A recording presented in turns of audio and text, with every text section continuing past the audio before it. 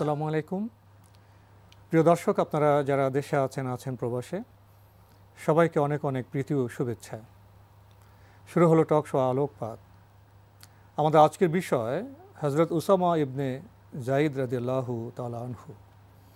আর এ বিষয়ে কথা বলবেন উত্তর বাড্ডা কামিল মাদ্রাসার সম্মানিত প্রিন্সিপাল আনোয়ার হোসেন মোল্লা। আসসালামু আলাইকুম ওয়া রাহমাতুল্লাহি ওয়া বারাকাতুহু। প্রিয় দর্শক, আমরা বেশ কিছুদিন ধরে আসহাবে রাসূলের জীবন কথার নিয়ে আমরা চর্চা করছি। আমরা সংক্ষিপ্ত পরিসরে এক একটি অনুষ্ঠানে এক একজন মহান সাহাবার যে জীবন কথা, তার মূল বিষয়গুলো তুলে ধরার চেষ্টা করছি। এর লক্ষ্য হলো রোল মডেল কারা হবেন, মুসলমানদের রোল মডেল কারা হওয়া উচিত। বর্তমান সময়ে দেখা যায় এক্ষেত্রে আমরা নানা বিভ্রান্তিতে ভুগছি। যাদেরকে আমরা রোল মডেল মনে করছি তারা তা হওয়ার যোগ্য নয়। তাদের অনুসরণ করতে গিয়ে আমাদের কিশোররা, আমাদের যুবকরা, যুবতীরা বিভ্রান্ত হচ্ছে। ফলে আমাদের গৃহে, সমাজে কাঙ্ক্ষিত পরিবেশ আমরা পাচ্ছি না। আসুন আমরা আমাদের প্রিয় নবী হযরত মুহাম্মদ মুস্তাফা সাল্লাল্লাহু আলাইহি ওয়াসাল্লামের যারা সাহাবা ছিলেন, যারা সাথী ছিলেন, তাদের জীবন থেকে আলো নিই, শিক্ষা নিই এবং মানুষ হিসেবে আমরা সমৃদ্ধ হয়ে উঠি। এ প্রসঙ্গে আমরা শুরুতেই হযরত উসামা ইবনে যায়েদ রাদিয়াল্লাহু তাআলা আনহুর শৈশব সম্পর্কে জানতে চাইব। ধন্যবাদ। আলহামদুলিল্লাহ ওয়াসসালাতু ওয়াসসালামু আলা রাসূলিল্লাহ ওয়া বাদ। রাসূলুল্লাহ সাল্লাল্লাহু আলাইহি ওয়াসাল্লামের সাহাবায়ে কেরামদের জীবনী নিয়ে আলোচনার এই অনুষ্ঠান অত্যন্ত চমৎকার একটি অনুষ্ঠান, শিক্ষণীয়। রাসূলুল্লাহ সাল্লাল্লাহু আলাইহি ওয়াসাল্লামকে আল্লাহ তাআলা উসওয়াতুন হাসানা করেছেন যে সকল ক্ষেত্রে রাসূলকে অনুসরণ করতে হবে। আর রাসূলকে কিভাবে অনুসরণ করতে হবে, তিনি উত্তম আদর্শ। হ্যাঁ, তিনি উত্তম আদর্শ। লাকাদ কানা লাকুম ফি রাসূলিল্লাহি উসওয়াতুন হাসানা, যে তোমাদের জন্য রাসূলের মাঝে উত্তম আদর্শ রয়েছে। তো এই আদর্শ কিভাবে অনুসরণ করতে হবে তার দৃষ্টান্ত হলেন সাহাবায়ে কেরামগণ। রাসূলকে অনুসরণের সর্বোত্তম নমুনা সাহাবায়ে কেরাম। তো সাহাবায়ে কেরামদের মধ্যে পর্যায়ক্রমে জীবনী বা তাদের জীবনের গুরুত্বপূর্ণ দিকগুলো নিয়ে আলোচনা করার এটা অত্যন্ত চমৎকার একটি বিষয়। আরও চমৎকৃত হয়েছে যে এমন একজন সাহাবীকে নিয়ে আজকে আলোচনা করার জন্য বাছাই করা হয়েছে যিনি রাসূলের খুব কাছের ছিলেন, খুবই প্রিয় ছিলেন, খুবই আপন ছিলেন। যদিও তার রক্ত সম্পর্কে তার কিছুই ছিলেন না। তিনি, তার বাবা ছিলেন যায়েদ বিন হারেসা। রাসূল সাল্লাল্লাহু আলাইহি ওয়াসাল্লাম ছোট্টবেলায় যাকে পালক পুত্র হিসেবে লালন পালন করেছিলেন। ইসলাম আসার পূর্বে কিন্তু এইভাবে নিজের সন্তান বানানোর একটা রেওয়াজ ছিল। পালিত পুত্র অনেকটা নিজের ঔরসজাত সন্তানের মতোই তারা মর্যাদা পেত এবং তাদেরকে তাদের নাম দিয়েই ডাকা হতো, অমুকের বাবা। পরবর্তীতে যদিও ইসলাম এসে বলল যে না, প্রত্যেককে তার নিজস্ব ঔরসজাত সন্তানের নামেই তাদেরকে সম্বোধিত করো। তো এই যায়েদ বিন হারেসা রাদিয়াল্লাহু আনহু রাসূলুল্লাহ সাল্লাল্লাহু আলাইহি ওয়াসাল্লামের পালক পুত্র ছিলেন। একবার তার বাবা চাচা এসেছিলেন তাকে নেয়ার জন্যে। রাসূল সাল্লাল্লাহু আলাইহি ওয়াসাল্লাম তাকে অপশন দিয়েছিলেন, সে যদি যেতে চায় আপনারা নিয়ে যান, আর যদি সে যেতে না চায় তাহলে আমি জোর করে তাকে তাড়িয়ে দেওয়ার মতো এত কঠোর আমি হতে পারবো না। তখন তাকে জিজ্ঞাসা করা হলো যে তুমি কি আমাদের সাথে যাবা না, আমরা নিতে আসছি তোমাকে, তোমার মা অপেক্ষা করছে। তিনি তখন বলেছিলেন যে না, আমি যেই সন্ধান পেয়েছি, আমি ওনার যে স্নেহ পেয়েছি, যে ভালোবাসা পেয়েছি, ওনাকে ছেড়ে আমি যাব না। তারপরে তারা তাকে তার কাছেই রেখে যান। তো ওই যায়েদ বিন হারেসার সন্তান হলেন হযরত উসামা বিন যায়েদ রাদিয়াল্লাহু তাআলা আনহু। দুই দিক থেকেই তার পরিবারের সম্পর্ক ছিল। বাবা ছিলেন তার পালক পুত্র, আর মা রাসূল সাল্লাল্লাহু আলাইহি ওয়াসাল্লামের মা আমিনার দাসী ছিলেন উসামার মা, তার নাম ছিল বারাকা। তাকে বারাকা হাবশিয়া বলা হতো, পরিচিত ছিলেন মা উম্মু আয়মন নামে পরিচিত। পরবর্তীতে উম্মে আয়মান নামে পরিচিত, কারণ বড় সন্তানের নামেই সাধারণত মায়ের নাম বা বাবার নাম বলা হতো। তাকে বারাকা হাবশিয়া বলা হতো। সনটি ছিল নবুয়তের ৭ম বছর। তখন মুসলমানদের উপর কঠিন অবস্থা যাচ্ছিল, চতুর্দিক থেকে জুলুম, নির্যাতন, বিভিন্ন রকমের টর্চারিং, নানাভাবে বয়কট করা, মুখ খুললেই তাদের উপরে বিভিন্ন রকমের আপদ নির্যাতন নেমে আসতেছে। সাধারণভাবে স্বাচ্ছন্দ্যে মানুষ চলাফেরা করতে পারছে না, এরকম কঠিন একটা অবস্থা, কারো মুখে হাসি নেই। ঠিক এমন একটা অবস্থায় উসামা বিন যায়েদ রাদিয়াল্লাহু তাআলা আনহুর জন্ম হয় রাসূলেরই পরিবারে। তো এই খবর যখন রাসূলের কাছে আসলো, তখন রাসূল সাল্লাল্লাহু আলাইহি ওয়াসাল্লাম অত্যন্ত আনন্দিত হয়েছিলেন এবং সাহাবায়ে কেরাম অত্যন্ত আনন্দিত হয়েছিলেন কেন আনন্দিত হয়েছিলেন? যে তার বাবা যায়েদ বিন হারেসাকে রাসূল সাল্লাল্লাহু আলাইহি ওয়াসাল্লাম মানে এত ভালোবাসতেন, সাহাবায়ে কেরাম খুব আদর করে তাকে হিব্বুর রাসূল উপাধি দিয়েছিলেন, যে রাসূলের প্রিয় ভাজন ব্যক্তি। তার ভাই ছিল, চাচাতো ভাইরা ছিলেন, তার আপনজন ছিলেন, তার বংশের লোকেরা ছিলেন, তাদেরকে বাদ দিয়ে কিন্তু একটা পালক পুত্র তাকে আল্লাহ রাসূলের সংক্ষিপ্ত সময়ের কারণে বোধ আমাদের আরেকটু দ্রুত যেতে হবে, অনেক কথায় মানুষ পথে ভেসে উঠছে। এমনটা কি হয়েছে রাসূল সাল্লাল্লাহু আলাইহি ওয়াসাল্লামের মা ইন্তেকালের পর তাকে লালন পালনের ক্ষেত্রে কি উম্মু আয়মন কোনো অবদান রেখেছেন? অবশ্যই অবশ্যই। রাসূল সাল্লাল্লাহু আলাইহি ওয়াসাল্লাম আম্মা তো খুব ছোটকালেই মারা গিয়েছেন, আর মারা যাওয়ার পরে তার কিন্তু মা ছিল না। তিনি দাদার আশ্রয়ে এবং পরবর্তীতে চাচার আশ্রয়ে লালিত পালিত হয়েছিলেন। তো চাচির তো অনেক সন্তান ছিল, তো তাদেরকে লালন পালন করেই তিনি সময় দিতে পারছিলেন না। ফলে শৈশবটা কিন্তু মূলত এই যে বারাকা হাবশিয়া, পরবর্তী উম্মে আইমান যাকে বলা হতো, তার কাছেই কিন্তু তিনি লালিত পালিত হয়েছেন। ওসামার মা, এবং এই জন্য তাকে তিনি রাসূল সাল্লাল্লাহু আলাইহি ওয়াসাল্লাম কিন্তু মা বলেই সম্বোধন করতেন এবং এই জন্য ওসামা জন্মগ্রহণ করার পর এইসব নানা কারণেই রাসূল সাল্লাল্লাহু আলাইহি ওয়াসাল্লাম তাকে খুব ভালোবাসতেন, খুব খুশি হয়েছিলেন, অত্যন্ত স্নেহ করতেন। যদিও সেটা অনেক পরের কথা। রাসূল সাল্লাল্লাহু আলাইহি ওয়াসাল্লামের কন্যা হযরত ফাতেমার যে সন্তান হাসান, তো হাসান এবং ওসামা দুইজন প্রায় সমবয়স্ক ছিলেন, দুজনকে উনি তো একই রকম আদর তিনি করতেন। কিন্তু হাসান কিন্তু তার একেবারেই নাতি, মেয়ের ঘরের নাতি। তো আর ও কিন্তু বংশ রক্ত সম্পর্কেও তেমন কিছু নয়, তারপরও এই সামাজিক সম্পর্ক, সামাজিক সম্পর্ক দুজনকেই তিনি সমান চোখে দেখতেন, এবং একসাথে যখন কোলে নিতেন এক উরুতে তার নাতিকে বসাতেন হাসানকে, আরেক উরুতে বসাতেন এই ওসামা বিন যায়েদকে, এবং দুজনকে আদর করে চুমু দিয়ে আল্লাহর কাছে দোয়া করতেন। এতটাই সৌভাগ্যবান ছিলেন যে যেহেতু নবী সাল্লাল্লাহু আলাইহি ওয়াসাল্লাম গৃহে লালিত পালিত হচ্ছিলেন, নানা দৈনন্দিন জীবনের ছোটোখাটো ঘটনাও রাসূল সাল্লাল্লাহু আলাইহি ওয়াসাল্লাম জড়িয়ে যেতেন। একবার তো দৌড়তে গিয়ে দরজা ধাক্কা লেগে হযরত ওসামার আঘাত পেয়েছিলেন, রক্ত ঝরেছিল। বললেন, আয়েশা তুমি রক্ত মুছো? তখন সন্তুষ্ট হল, নিজে গিয়ে তিনি কপালে চুমু দিলেন। আবার ইয়ামেন থেকে যে শুধু চুমু নয়, নিজে ড্রেসিং করলেন, তিনি নিজে কাপড়ের নেকড়া নিয়ে আবার ড্রেসিং করলেন। এমন তো হয়েছে যে ইয়ামেন থেকে চাদর এসছে, রাজকীয় চাদর, সেটা অনেক উপহার দিতে চাইলো, রাসূল কিনে নিলেন, যেহেতু তিনি নিলেন না, যেহেতু মুসলিম ছিলেন, কিনে নিলেন। সেই চাদর আল্লাহ রাসূল মাত্র একদিন গায়ে দিয়েছিলেন, জুমায়, এক জুমাতে গায়ে দিয়ে তিনি ওসামাকে দিয়ে দিলেন। এগুলো তো হযরত ওসামা রাদিয়াল্লাহু তাআলা আনহুকে নবী সাল্লাল্লাহু আলাইহি ওয়াসাল্লাম কি ধরনের ভালোবাসতেন, কি পরিমাণে ভালোবাসতেন, তার একটা উদাহরণ। আর ওই যে একদিন যে গায়ে দিলেন, এটাও কিন্তু গায়ে দিয়েছেন রাসূলের মানে এই চাদরের গুরুত্বটা বাড়ানোর জন্য। তিনি নিজে গায়ে দিয়ে তার গায়ে দেওয়া চাদরটা ওসামাকে তিনি উপহার দিলেন। যেই চাদর, এরকম একটা চাদর পাওয়ার জন্য সেই সময়ের আরবের অনেক বড় বড় শিল্পপতিরা, অনেক বড় বড় ব্যবসায়ীরা, মার্চেন্ট যারা ছিল, তারা মুখিয়ে থাকতো। তো এরকম বালক ওসামার গায়ে এরকম একটা চাদর ঝুলতো, তিনি সেটা গায়ে দিয়ে বন্ধুবান্ধবদের সাথে ঘুরে বেড়াতেন জনপদে, যে এটা তার একটা ভালোবাসার বিষয়, সম্মানের বিষয়। তিনি এই স্নেহটুকু রাসূল সাল্লাল্লাহু আলাইহি ওয়াসাল্লাম পেয়েছেন এবং খুব ভালোবাসতেন, এবং অনেক গুরুত্বপূর্ণ দায়িত্ব শৈশবেই তাকে দিয়েছেন। অনেক গুরুত্বপূর্ণ ব্যাপারে মানে রাসূল সাল্লাল্লাহু আলাইহি ওয়াসাল্লাম পরামর্শ করতেন এই মানে তরুণ বা এই মানে উঠতি বয়সের একটা বালক ওসামার সাথে, যেটা অনেক সিনিয়র সাহাবীদের জন্যও অনেক সময় জুটে নাই, সেটা তার জীবনে জুটেছে। হযরত ওসামা তো বেশি দিন রাসূলকে পাননি না, রাসূল সাল্লাল্লাহু আলাইহি ওয়াসাল্লাম 18 বছর বয়সের সময় 18 প্লাস 19 এর কাছে ইন্তেকাল করেছেন। উনি তো উহুদ যুদ্ধে যেতে পারেননি, যেতে চেয়েছিলেন, রাসূল ইসলাম বললেন না। এই ব্যাপারগুলো কিন্তু উনি কেঁদেছেন। ওসামার জীবনে অনেক উল্লেখযোগ্য ঘটনা, যে উহুদের যুদ্ধ যখন হয় তখন তার বয়স 12 কি 13। তো রাসূল সাল্লাল্লাহু আলাইহি ওয়াসাল্লাম সাহাবীদেরকে বাছাই করলেন, তখন মানে যারা এরকম কম বয়সের তাদেরকে বাদ দিলেন। ওসামা আরও কিছু তরুণদেরকে নিয়ে আবার এসে লাইনে দাঁড়ান, এই রাসূলুল্লাহ আমরাও যাব। তখন আল্লাহ রাসূল চিন্তা করলেন তাদের আগ্রহ দেখে, সেখান থেকে বাছাই করে কয়েকজনকে নিলেন, কিন্তু ওসামা এর মধ্যে বাছাইয়ের মধ্যে পড়েননি। তিনি মনে খুব কষ্ট পেলেন, কাঁদলেন। তার এই কান্না দেখে রাসূলের মনে একটু দাগ কেটেছে। পরবর্তীতে খন্দকের যুদ্ধ যখন শুরু হয়, তখন ওসামা আবার দলবল নিয়ে এসে এই তরুণদের নিয়ে এসে লাইনে দাঁড়ালেন। মাপে তো টিকে না, তখন আপনার আঙুলের উপর ভর করে দাঁড়ান। ওসামাকে যখন রাসূল সাল্লাল্লাহু যখন চেক করে করে আসতেছিলেন, রাসূল তার কাছে যখন আসলেন, এসে দেখলেন যে ওসামার মাথা অনেক উপর দিয়ে দেখা যায়। কি এত উপরে কেন? তিনি নিচের দিকে তাকায় দেখেন যে পায়ের উপরে, আঙ্গুলের উপরে বর দিয়ে সে একটু নিজেকে আরো বড় করে মানে তিনি দেখানোর চেষ্টা করছেন। তার এই আগ্রহ দেখে আল্লাহ রাসূল তাকে সিলেক্ট করলেন এবং খন্দকের যুদ্ধে অংশগ্রহণ করলেন। এরপরে অনেকগুলো যুদ্ধে তিনি অংশগ্রহণ করেছেন, বড় বড় যুদ্ধে উনি সেনাপতির দায়িত্ব পালন করেছেন। এর মধ্যে সবচেয়ে উল্লেখযোগ্য দুটো যুদ্ধ ছিল। একটা ছিল মুতার যুদ্ধ, যেটার সেনাপতি 3 জন ছিলেন। পরপর আল্লাহ রাসূল 3 জন সেনাপতির নাম ঘোষণা করেছিলেন। এর মধ্যে একজন কিন্তু ওসামার বাবা যায়েদ। তো বাবার সেনাপতিত্বেই তিনি কিন্তু মুতার যুদ্ধে অংশগ্রহণ করেন। রাসূলের ভবিষ্যৎবাণী অনুযায়ী পরপর 3 জন সাহাবী কিন্তু যায়েদ বিন হারেসা শাহাদাত বরণ করেন। হ্যাঁ শাহাদাত বরণ করেন।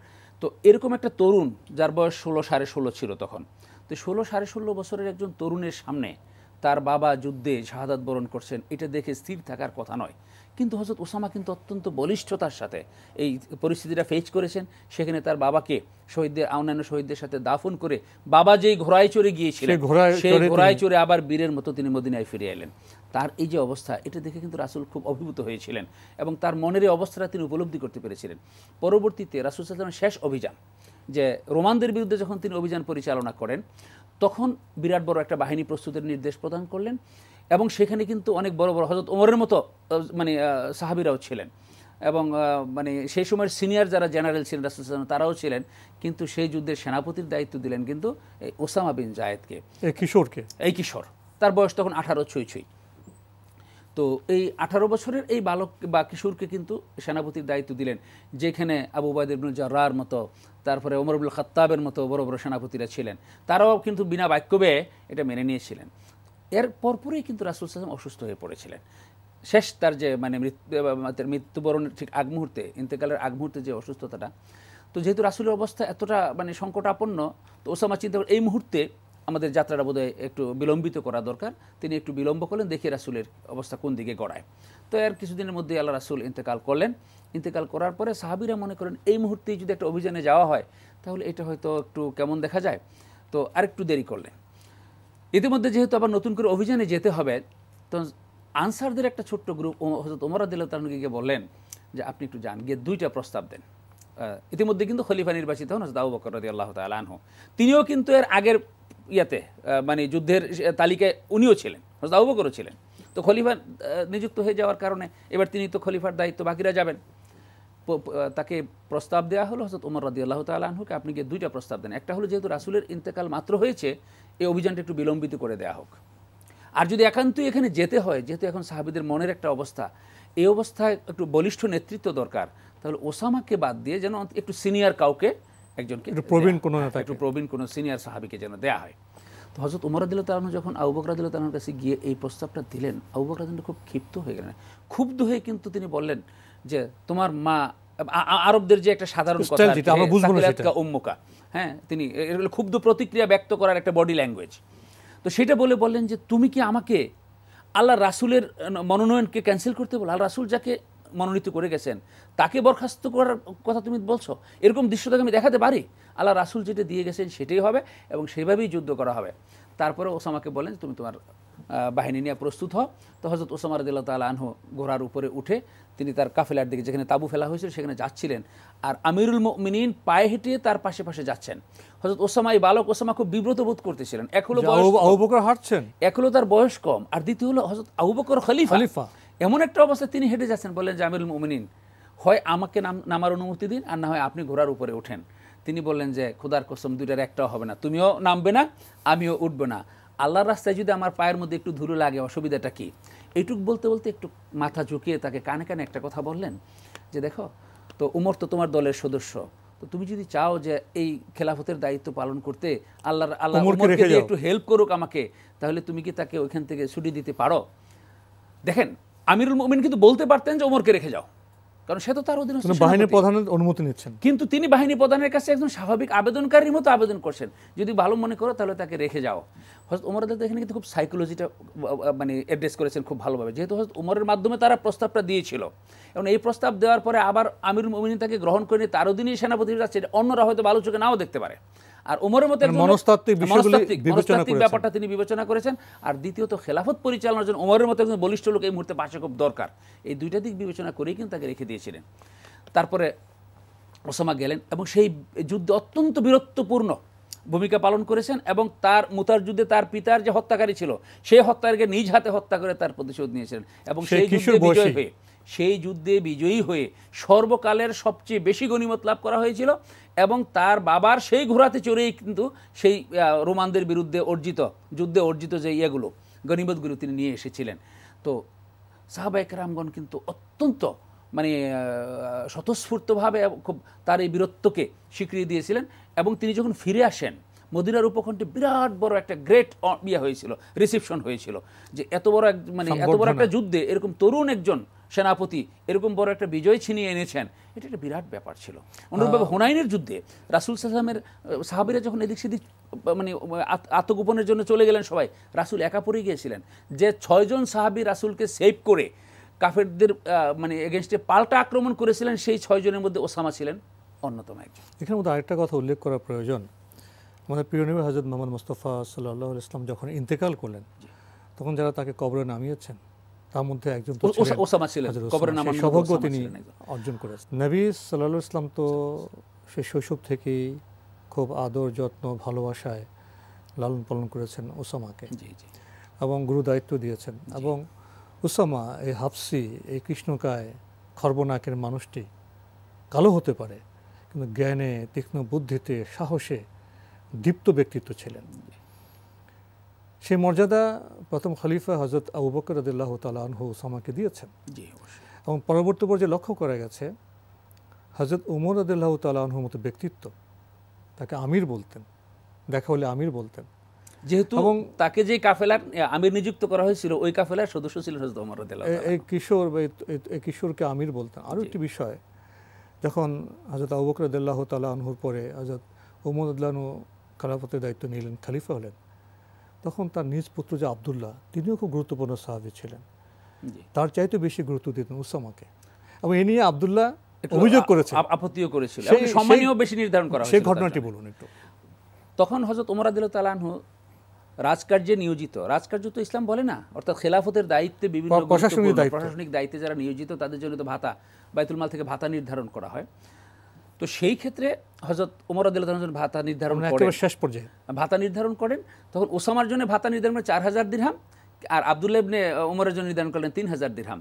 তো আব্দুল্লাহ ইবনে ওমর বললেন যে ওমর রাদিয়াল্লাহু তাআলা আনহুকে, আব্বা, যে তাকে 4000 করা হলো, আমাকে 3000 করা হলো, ব্যাপারটা কি? তার পিতা নিশ্চয়ই আমার পিতার চেয়ে বেশি সম্মানিত ছিলেন না, এবং তিনিও মানে আমার চেয়ে বেশি সম্মানিত বা উপযুক্ত নন, কেন করা হলো?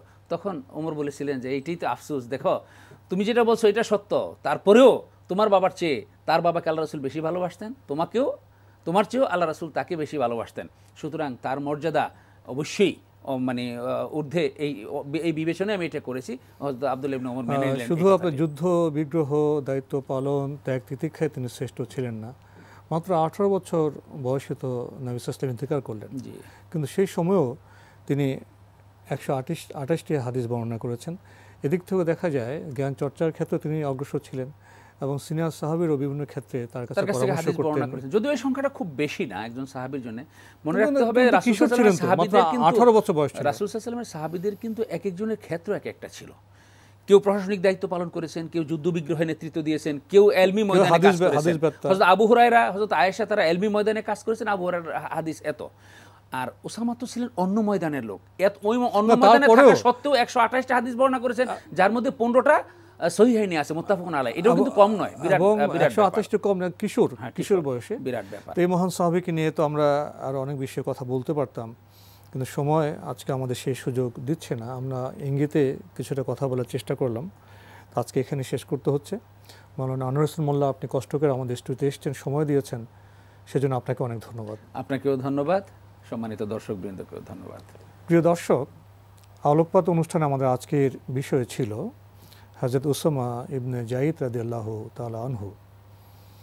আমার সংক্ষিপ্ত সময়ে এই মহান সাহাবীর শৈশব, কৈশোর এবং তার যে কিশোর জীবন, তারুণ্যের জীবন, সে সম্পর্কে আলোচনা করতে গিয়ে দেখেছি তিনি দায়িত্ব পালনে ছিলেন খুবই আন্তরিক।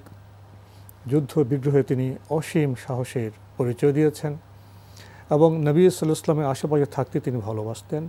রাসূল সাল্লাল্লাহু আলাইহি ওয়াসাল্লামও তাকে অনেক বেশি ভালোবাসতেন। এই কিশোর বয়সেও তিনি জ্ঞান অন্বেষণে সম্পৃক্ত ছিলেন, এবং তাকে শুধু যে রাসূল সাল্লাল্লাহু আলাইহি ওয়াসাল্লাম ভালোবেসেছেন তা নয়, প্রথম খলিফা হযরত আবু বকর রাদিয়াল্লাহু তাআলা আনহু এবং তার পরের খলিফা হযরত ওমর রাদিয়াল্লাহু তাআলা আনহু তাকে সম্মান দিয়েছেন, ভালোবাসা দিয়েছেন। এবং পরবর্তী পর্যায়ে তার যে জীবন, সেটা আমরা আলোচনা করতে পারিনি। তখন মুসলমানদের মধ্যে কিছু ক্ষেত্রে ভুল বোঝাবুঝির সৃষ্টি হয়েছে, তিনি নিজেকে সেই দ্বন্দ্ব থেকে দূরে সরিয়ে নিয়েছিলেন, এবং একসময় তিনি ইন্তেকাল করলেন। কিশোর বয়সেও একজন সাহাবা এত দায়িত্ব পালন করতে পেরেছেন, সাহসের সাথে, যোগ্যতার সাথে। সেদিক থেকে বোধহয় বর্তমান সময়ে যারা কিশোর তরুণ, তাদের অনেক কিছুই শেখার আছে। তাদের প্রতি আহ্বান জানাবো এই মহান সাহাবেকে জানার। প্রিয় দর্শক, আপনারা আমাদের অনুষ্ঠানে এনটিভি অনলাইনেও দেখতে পারবেন। ভিজিট করুন www.ntvbd.com। দর্শক, আপনারা সবাই নিরাপদে থাকুন, থাকুন শান্তিতে। আসসালামু আলাইকুম।